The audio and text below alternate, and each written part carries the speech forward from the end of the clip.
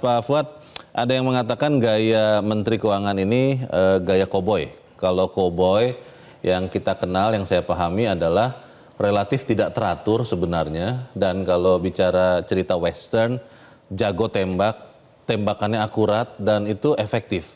Kalau menurut Anda, oke-oke saja Pak gaya koboinya Pak Purbaya ini?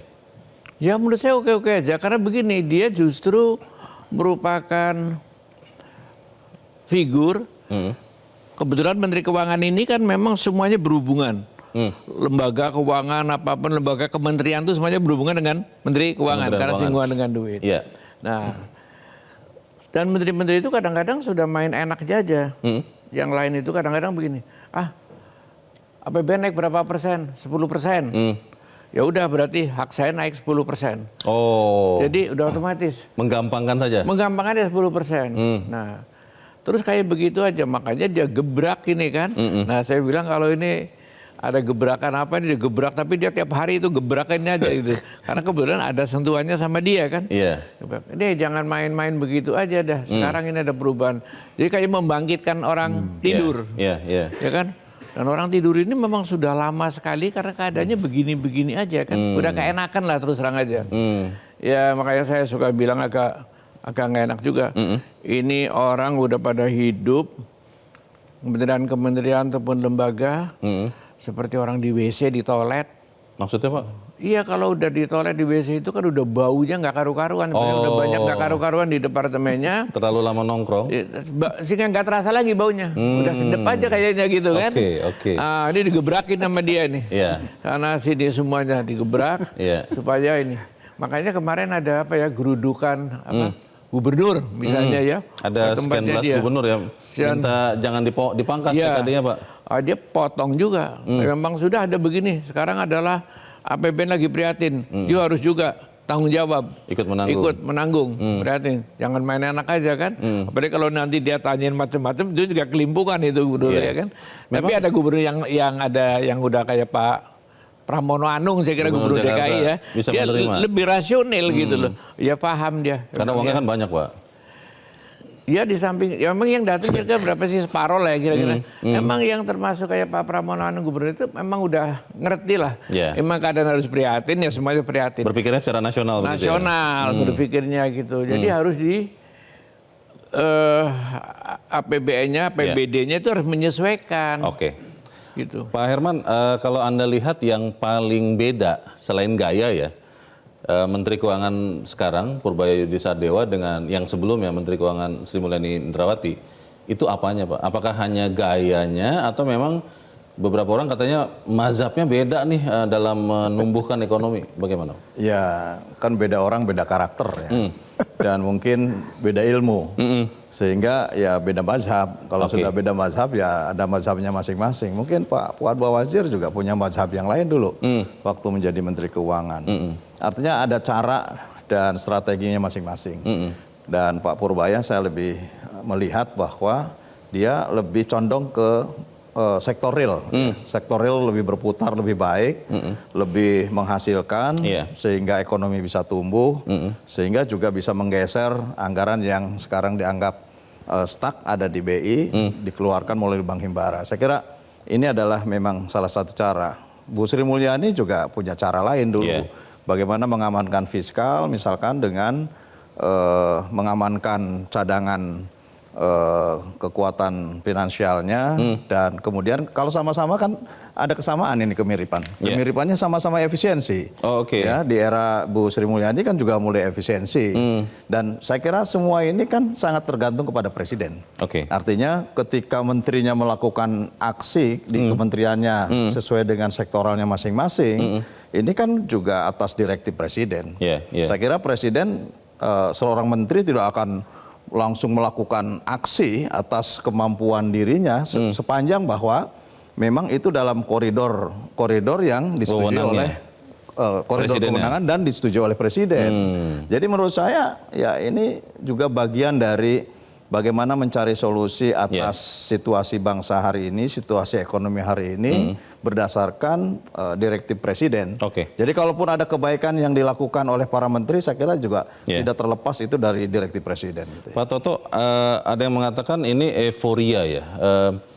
Ini karena juga Pak Purbaya hampir setiap hari kemana-mana kan. Dan kalau pakai istilah anak muda sekarang Gen Z, itu viral terus. Tapi pertanyaannya, apakah viralnya itu akan efektif berdampak kepada apa yang diharapkan? Misalnya ketika sidak ke rapat dari direksi BUMN, Bank BUMN maksud saya.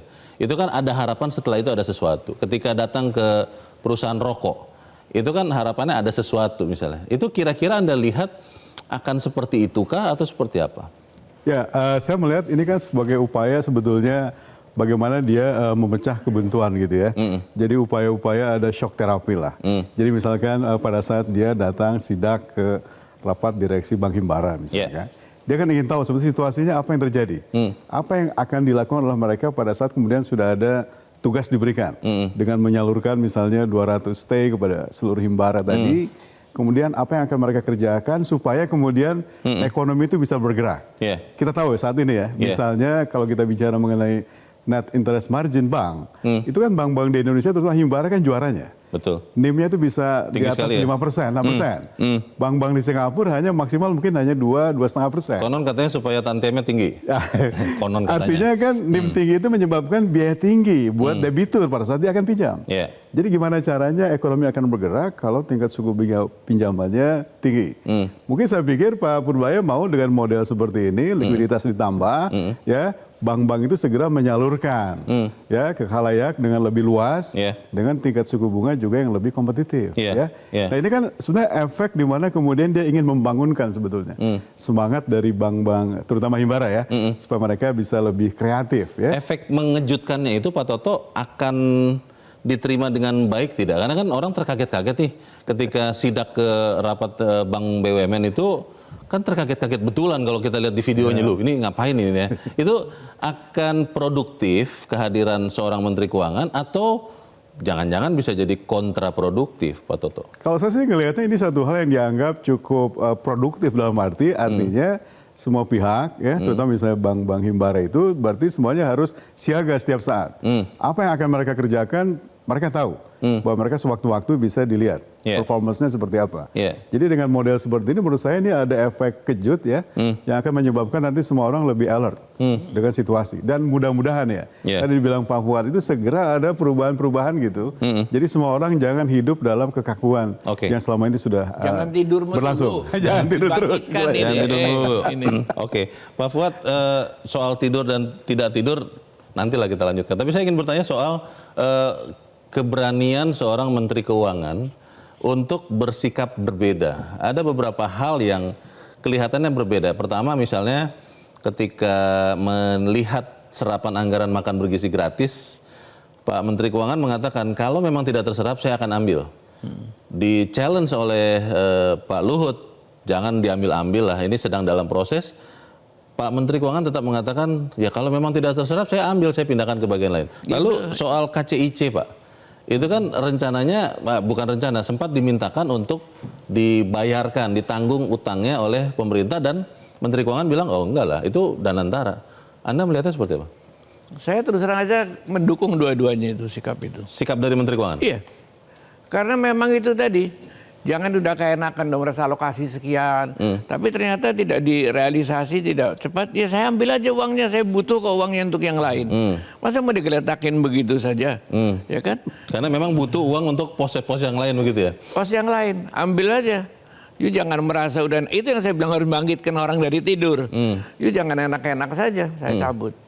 Men kalau kereta cepat itu begini, memang dulu setahu saya sudah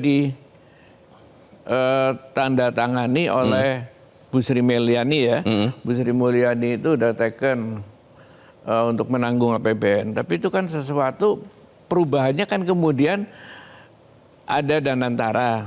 Dulu kan tidak ada Danantara. Pada saat diteken belum ada Danantara. Dan uang belum disetor ke Danantara, dividen maksudnya ya. Ya sekarang uang dividen sudah disetor, apapun juga. ini kan rugi, faktanya rugi.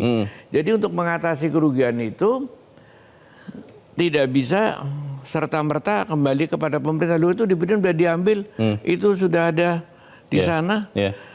Ya Danantara suruh mikirin ngatasi, tapi ya kan Danantara ngatasi.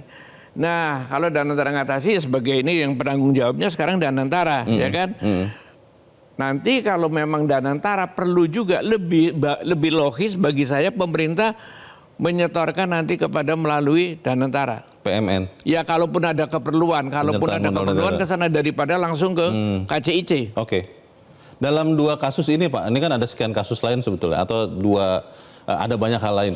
Dalam dua kasus ini Pak Fuad melihat yang dilakukan atau sikap dari Menteri Keuangan Purbaya itu memang atas arahan direktif dari Presiden, karena Menteri Keuangan adalah pembantu dari Presiden, atau memang ini adalah inisiatif dari Menteri Keuangan? Saya tidak tahu apakah itu arahan dari Presiden atau tidak ya. Tapi inisiatif logisnya Menteri Keuangan adalah itu yang dilakukan dia logis. Nanti kalau ada pengarahan dari Presiden lain saya kira dia akan mengikuti saja, berubah juga. Tapi itulah yang dilakukan dan spontanitas. Menurut saya itu satu langkah yang berani dan nggak jadi kayak kalau dilakukan kayak yang lama-lama ya kayak begini-begini aja. Yang lama-lama itu termasuk Bapak loh? Iya, terutama yang 10 tahun terakhir gitu kan ya. Oke. Ya, 10 tahun yang terakhir itu ya hasilnya kan begitu-begitu aja kan. Sudah kita tahu kayak begitu. Ya sudah sekarang cara yang lain lah. Oleh Purbaya ya. Baik.